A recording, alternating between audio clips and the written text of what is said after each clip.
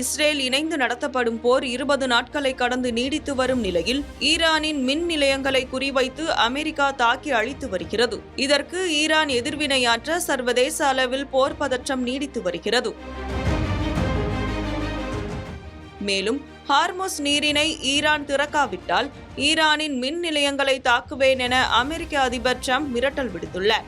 இந்த நிலையில்தான் ஈரானின் ராணுவம் மற்றும் இஸ்லாமிய புரட்சி காவலர் படையின் செயல்பாடுகளை ஒருங்கிணைக்கும் காதம் அல் அன்பியாயின் செய்தி தொடர்பாளர் இப்ராஹிம் ஜொல்ஃபஹாரி, ஹார்முஸ் நீரிணை எதிரிகளுக்கும் தீங்கு விளைவிக்கும் போக்குவரத்திற்கும் மட்டுமே மூடப்பட்டுள்ளது என்றும் எவ்வித தீங்கும் விளைவிக்காத கப்பல்களின் போக்குவரத்து அங்கு அனுமதிக்கப்படுகிறது என்றும் ஈரான் தரப்பில் தெரிவிக்கப்பட்டுள்ளது.